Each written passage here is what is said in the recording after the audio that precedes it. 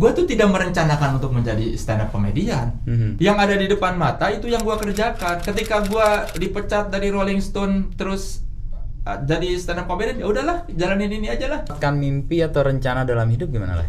Mimpi gue tuh lebih ke hal yang apa ya, konkret. Tapi ya gitu, kalau misalnya kita berharap kan kayak ekspektasi tinggi gitu ya. Iya, jadi kecewa. Menikmati hidup itu bukan untuk dipikirin tapi untuk dijalani. Forget about the past and we move forward. If you don't forget of the past, you cannot move forward easily. Ya. Kan kayak mobil, kaca spion itu kecil, kaca depannya lebar. Lah kalau you balik, nggak jalan mobil ini. Jadi seluruh yang kulakukan di dalam hidup ini, saya perlakukan sebagai tinja. Saya gerujuk, hilang. Jadi saya sudah tidak peduli lagi dengan masa lalu saya hanya peduli dengan masa depan saya. Jalanin aja. Tapi di saat mana lo harus berpikir? Dalam hidup lo ada yang berpikir keras nggak? Sampai lo mengambil keputusan misalnya? Kayak nggak ada, ini slow banget hidup, enak banget ya hidup kayak Soleh ya. Kayak gue nyantai, gue orangnya nggak ngoyo apa-apa, gue jalanin aja. Semua kehidupan saya itu tidak ada yang melonjak, itu teratur tahapannya. Tanpa saya atur, tapi Teratur tanpa diatur. Nah itu gimana tuh? Sekali Anda pilih apa yang Anda akan lakukan, lakukanlah dengan sungguh-sungguh. Ya. Never give up easily. Ya, jangan nyerah secara mudah. I will push to my limit on trying it. Karena giving up early is not my style. Jangan menyerah, orang itu harus kreatif, orang itu harus produktif. Saya tidak bisa melakukan sesuatu kalau saya tidak bisa menyukainya. So, saya akan bekerja keras untuk menyukai pekerjaan saya. Kita karakternya nggak mau maksain sesuatu yang emang nggak disukai. Mau nggak mau saya harus berjalan cepat untuk membuktikan ini iki aku sinden. Kerjanya, passionnya ada dan kerjanya sungguh-sungguh. Ya. Yang utama adalah bahwa ilmu harus dibagi. Saya menggunakan media sosial ini juga untuk mengedukasi. As human people need friend. Sih. Ibu hadir sebagai teman di situ. I think they think me as their friend.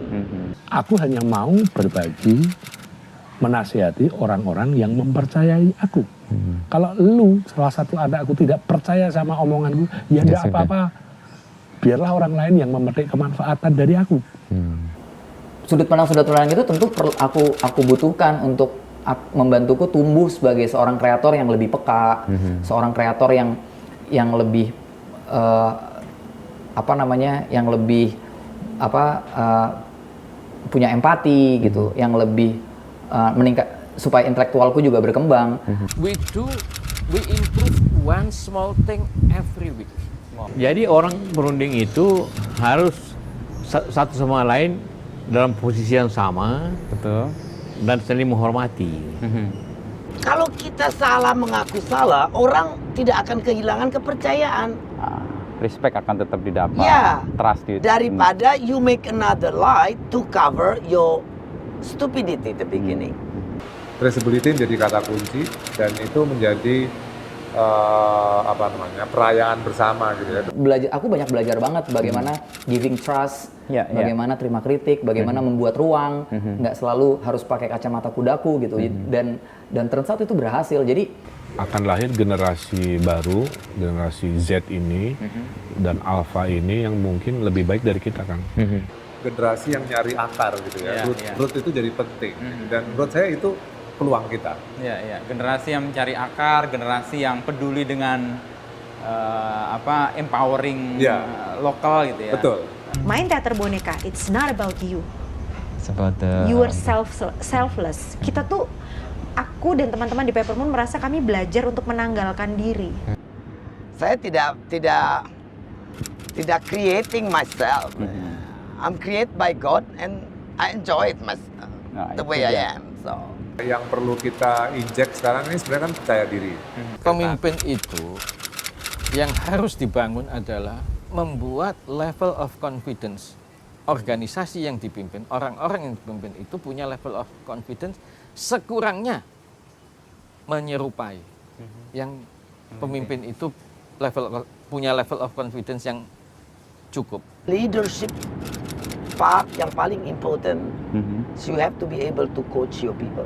Kepercayaan diri ini harus diikuti oleh ekosistem. Salah satu pembelajaran jadi pemimpin, selain harus imajinatif, itu harus berani ambil risiko. Itu yang membedakan pemimpin. Makanya saya bilang, seburuk-buruknya pemimpin adalah pemimpin yang nggak mau ngambil keputusan.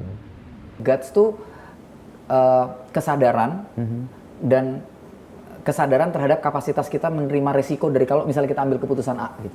Tapi menghadapi resiko-resiko itu bakalan gimana? Ya semua ada risikonya. Kita jalan di jalan aja risikonya bisa ketabrak.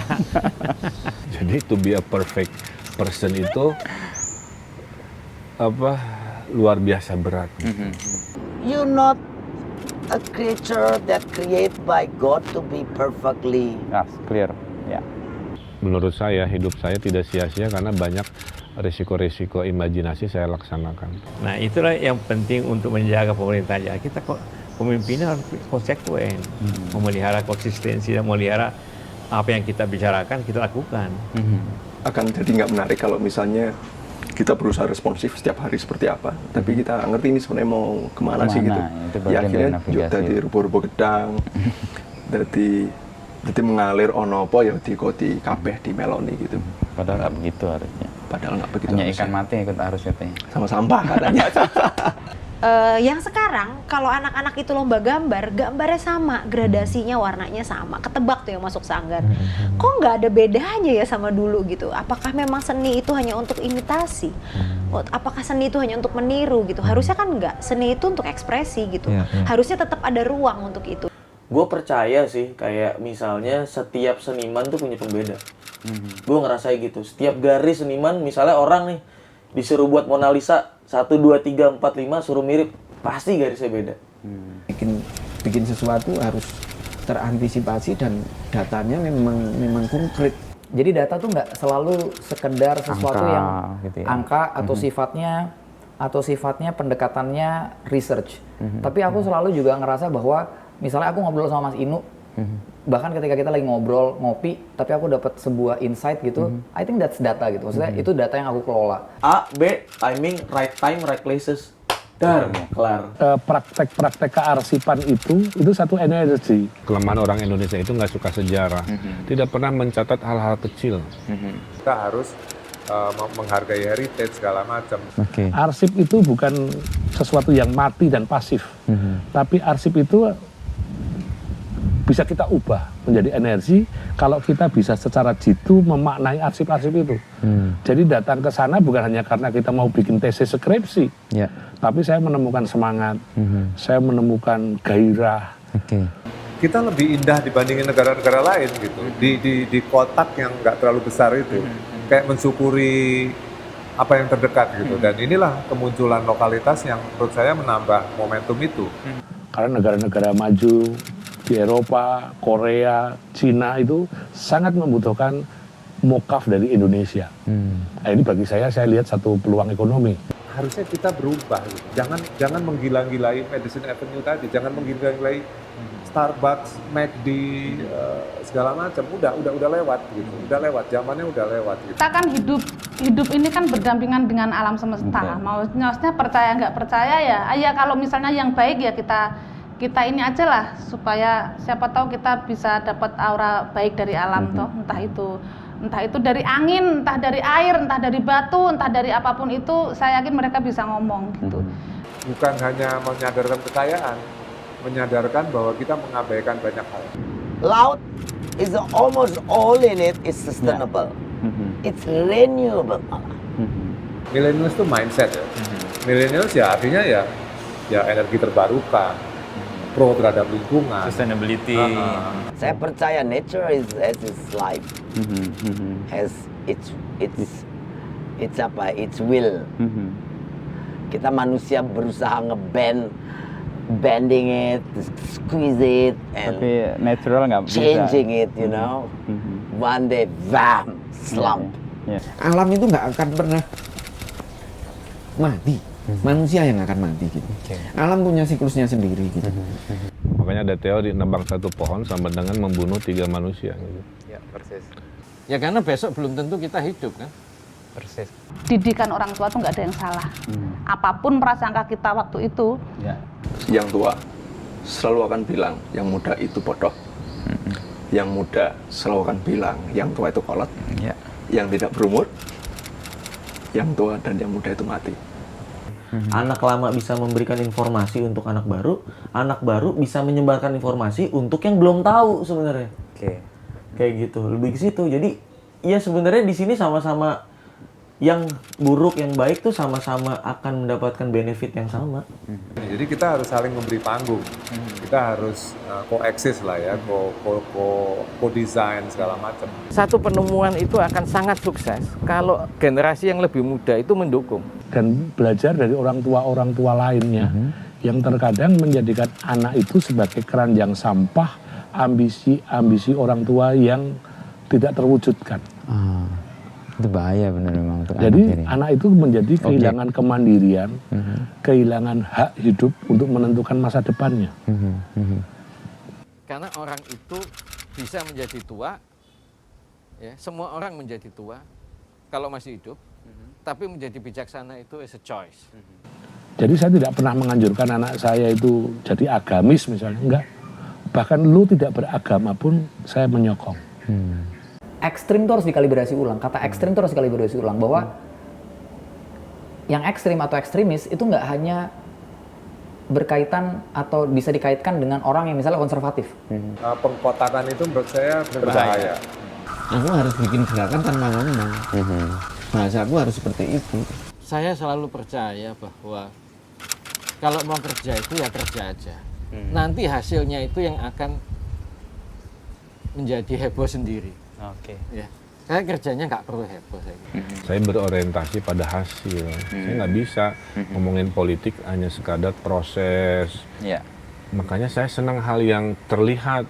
Suka sekali mengekspresikan hal-hal yang aku miliki tidak secara verbal. Gitu, aku suka sekali gitu. Dengan gambar, dengan lagu, dengan simbol gitu. Bagaimana kemudian saya menggunakan teks untuk merespon apapun yang ada di sekeliling saya itu jadi laku yang menyenangkan. Gitu. Laku itu perjalanan hidup yang kita pilih kan sebenarnya gitu, yang ngelakoni kalau bahasa Jawa ada ngelakoni. Bagaimana kita menjalani hidup yang kemudian itu kan menjadi jati diri, dan kalau buat orang kan itu menjadi citra diri Juki itu seperti itu. Saya harus melatih orang yang saya pimpin itu punya confident bahwa apa yang dia kerjakan itu berhasil. Ada success story. Ada success story. Kalau enggak, pede itu ya, Pak. Putus asa. Saya beruntung bahwa saya terdidik untuk tidak gampang lose, gone, lost. Ya. Kalau orang lain patah hati itu ditangisi, kalau saya tak sugeti. Nah, kan seniman baperan ya, aku sendiri juga baperan, dikritik itu ngambek, berminggu-minggu hilang. Kalau kok dikritik ngambek ya udahlah, makan. Seniman itu butuh proud, butuh kebanggaan. Jangan mereka diberi semata-mata karena mereka dianggap pengangguran.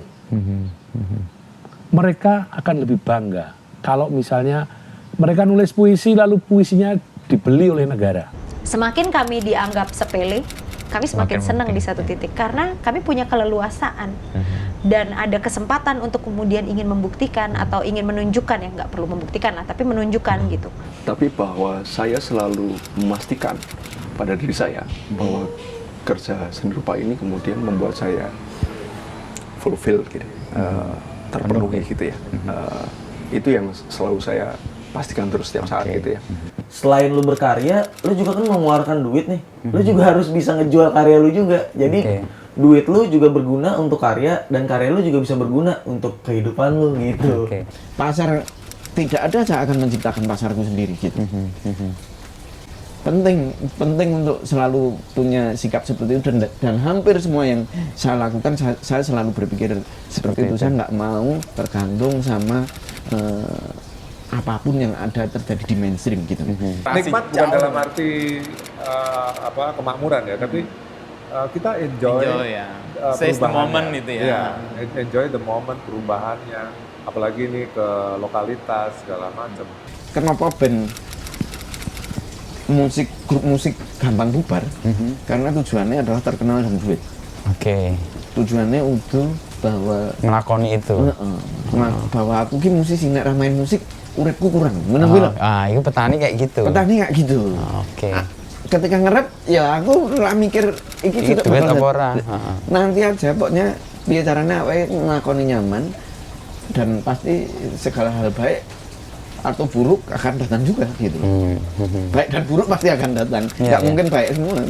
Ya, saya percaya bahwa sesuatu yang dipaksakan, not natural, it's too much making up, too much make up.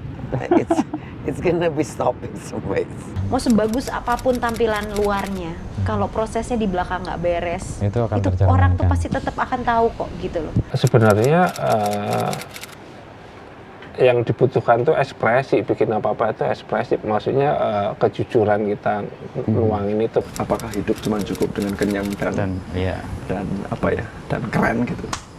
Tapi ternyata ada ruangan-ruangan ceruk-ceruk baru yang kemudian muncul di saat semakin tanda kutip mendewasa gitu, atau menua lah gitu. Yang ternyata itu adalah hal yang kita nggak tahu itu apa gitu ya. Pertanyaan-pertanyaan yang mendasar gitu ya. Aku ini siapa? Aku ini hidup untuk apa? Apa sumbangsih kita untuk hidup ini, untuk orang lain? Itu kan munculnya belakangan. Setiap manusia itu dalam hatinya menurut saya ada kecemasan. Saya yakin itu ya. Tinggal besar kecilnya gitu. Nah, saya berusaha berusaha lari dari hidup di masa lalu lah, ya. Karena kan nggak akan kembali itu, Pak. Ya. Kenapa masa lalu penting? Karena buatku itu membuat kita paham kita berada di mana sekarang sih. Tanah yang kita pijak itu tanah yang seperti apa? Udara yang kita hirup itu udara yang seperti apa? Saya tetap menyaksikan masa lalu saya, tapi saya sadar bahwa saya semakin menjauh dengan itu gitu.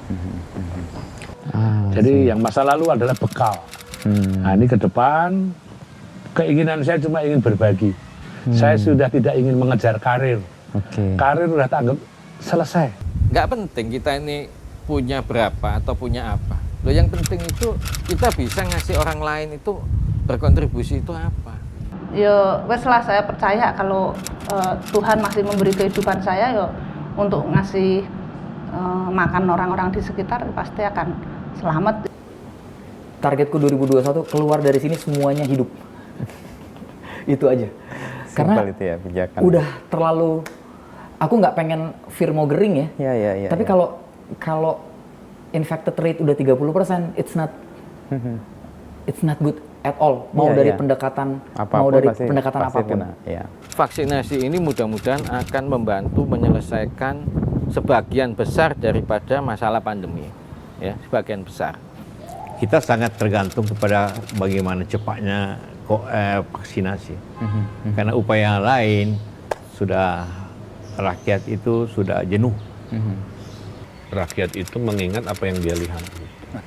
Lihat juga apa yang sudah kamu alami dalam hidup. Jadi supaya kamu tidak melupakan prosesmu gitu. Karena tidak ada yang lebih bernilai daripada kehidupan itu sendiri yang dikasih oleh Yang Maha Kuasa kepada masing-masing makhluk hidup. But the end, I will try my best, shout it out, saying it out, state in public. People like it, people don't like it, they scream at me back, but that's it. Makanya mendingan sekarang mah gimana saya aja.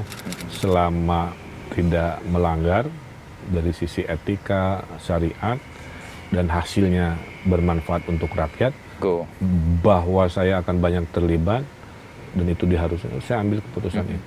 Nah, jadi banyak pelajaran-pelajaran datang dari penyesalan-penyesalan itu.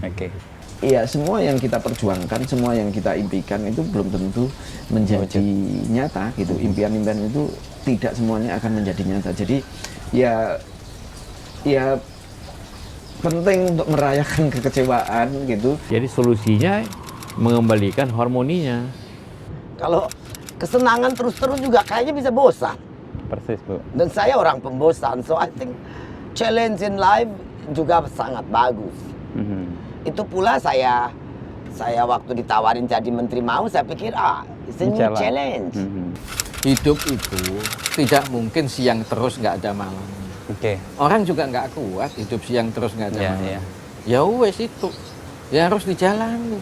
Kalau misalnya ada orang hanya sibuk dengan masa lalunya, berarti orang itu hanya sibuk dengan tinjanya, sibuk dengan tainya. Boleh logikanya.